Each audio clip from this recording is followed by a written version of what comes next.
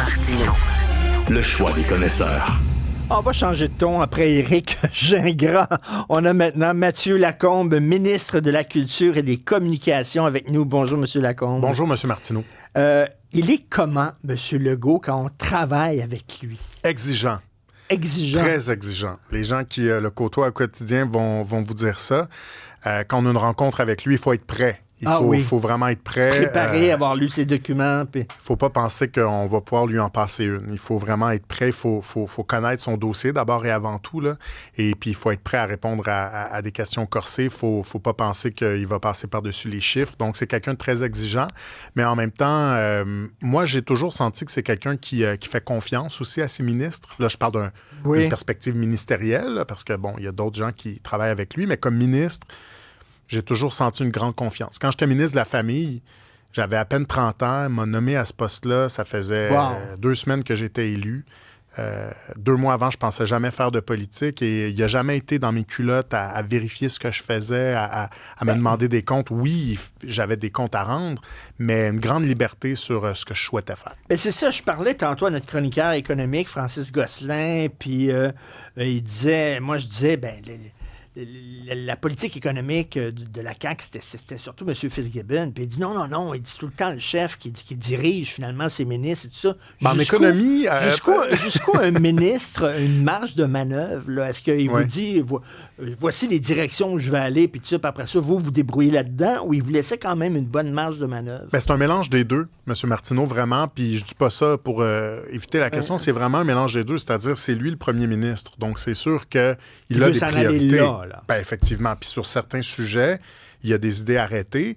Et si il nous nomme dans une fonction, en l'occurrence, par exemple, à la culture, dans mon cas, s'il me dit « je souhaite que nous réalisions ce projet ou ce projet », évidemment, c'est lui le patron. Mais en même temps, on a tellement de décisions à prendre, puis on mène tellement, comme ministre, de projets de front que 90-95% de notre travail, on le fait de façon autonome. On prend nos propres décisions. Ce sont nos orientations, mais c'est sûr que le premier ministre, il doit être d'accord, là.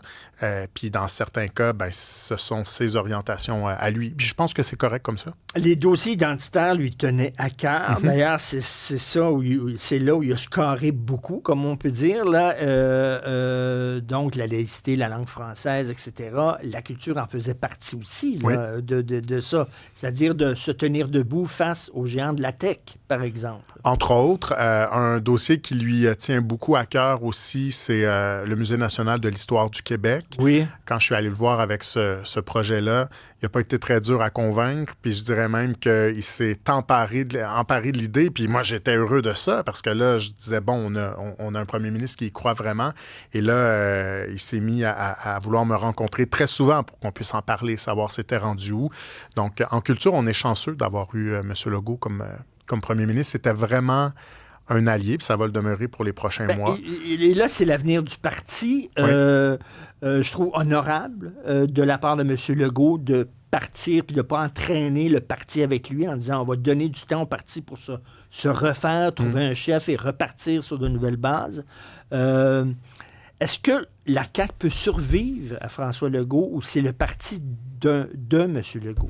Je suis convaincu que la coalition Avenir Québec peut survivre. Je regarde les gens autour de moi, puis on peut aimer ou pas la CAQ, ça appartient aux gens, mais quand on regarde la qualité des gens, quand je regarde la qualité des collègues qui sont autour de moi, je regarde les gens qui sont au PQ, les gens qui sont au Parti libéral ou à Québec solidaire, on n'a pas à être gêné du tout, là. On a une équipe qui est très concurrentielle. Je pense qu'on a la meilleure équipe.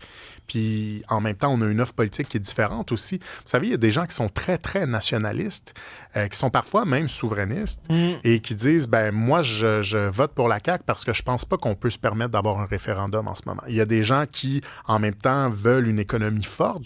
Je pense que c'est le cas d'à peu près tous les Québécois qui veulent qu'on soit aussi un parti économique. Puis ça, à la Coalition Avenir Québec, c'est dans notre ADN de jumeler les deux. Là, après, on n'a pas été parfait. Là, mais le Parti libéral dirait ça. On est nationaliste et on est pour l'économie. Qu'est-ce qui va distinguer la CAQ du Parti libéral? C'est ça le gros défi. Il y a ce qu'on dit puis il y a ce qu'on fait. Donc, le Parti libéral peut bien dire qu'il est nationaliste, mais quand on dit qu'on est nationaliste puis qu'on veut ouvrir les portes toutes grandes, encore plus grandes à l'immigration, qu'on est contre la loi 21, qu'on s'oppose à la loi 96, ou en tout cas qu'on met des bâtons dans les roues, qu'à un moment donné, on peut dire qu'on est nationaliste. Mais moi, je peux dire que j'aime le spaghetti puis pas être capable d'en manger puis jamais vouloir en manger. À un moment donné, il faut que les bottines suivent les babines. Et là, il va y avoir une course au leadership. Là, on va vous demander là, de prendre parti pour un ou pour l'autre des candidats. Là, C'est sûr. Ça commence à grenouiller déjà, là, à se placer puis tout ça. Bien, c'est sûr qu'il y aura des candidatures à l'interne. C'est sûr qu'il y aura probablement de l'intérêt aussi à l'externe. Allez-vous déposer votre candidature? Personnellement, c'est un poste qui vous intéresse? Non, pas du tout. J'ai deux jeunes enfants encore qui sont au primaire et la politique, ça demande déjà beaucoup de sacrifices. J'en fais beaucoup de sacrifices. Parfois, je trouve que ça en demande beaucoup. Parfois trop, j'ai l'impression, mais je suis motivé, je me représente aux prochaines élections, mais pas comme chef, ça c'est sûr. Vous dites qu'il y a encore de la place pour une troisième voie. Oui. Or, je pense que M. Legault était tout à fait sincère lorsqu'il disait on va essayer d'aller chercher de nouveaux pouvoirs à Ottawa. L'impression qu'on a, c'est qu'il a cogné à la porte d'Ottawa et on lui a dit fuck off. C'est l'impression qu'on a. Donc, cette troisième voie-là, est-ce qu'elle mène à un cul-de-sac, là? Je pense pas, mais il faut voir les... Puis c'est difficile à expliquer, mais il faut voir les choses dans le temps long. Et ça, c'est en politique, on vit dans l'instantanéité, mais les changements qu'on met en place, les combats qu'on mène prennent du temps à arriver. Mais moi, je suis de l'école de Guillaume Rousseau, par exemple, ou de Patrick Taillon, qui viennent nous dire, soyons autonomistes, oui, mais soyons surtout unilatéralistes, c'est-à-dire posons des gestes unilatéraux. On n'a pas besoin de demander la permission toujours à Ottawa. On peut poser des gestes. Je prends par exemple la modification de la Constitution canadienne par le ministre de la Justice, Simon-Jolin Barrette. C'est une façon intéressante de protéger notre autonomie, d'aller de l'avant. La Constitution québécoise, et là je comprends qu'on peut en débattre, il y a des gens qui sont pour, qui sont contre, mais ça on est capable de le faire nous-mêmes. Le projet de loi que moi j'ai fait adopter pour encadrer les géants du web, on nous disait au départ, Ottawa ne voulait pas qu'on aille de l'avant. Il disait, c'est notre compétence. Je ne leur ai pas demandé la permission. On est allé de l'avant, on a créé un consensus au Québec. Le projet de loi est adopté. Puis maintenant, vous savez quoi? Ottawa dit, on salue votre projet de loi. C'est vrai que c'est intéressant. Donc, si on demande la permission, on risque de se faire dire non. Demandons-la pas. Il y a des éléments sur lesquels on n'a pas le choix de négocier avec Ottawa, les juges, par exemple. Mais là, vous voyez, pour la nomination des juges, on est en train de forcer la main à Ottawa pour une négociation. On n'a pas toujours à être dans l'attente. On peut aussi poser des gestes. Puis se coltailler avec le fédéral, pas parce qu'on veut se battre, mais parce qu'il ne faut pas attendre qu'ils nous disent oui. Ils ne nous diront jamais oui de leur plein gré. En terminant, M. Lacombe, est-ce que vous sentez une forme de soulagement?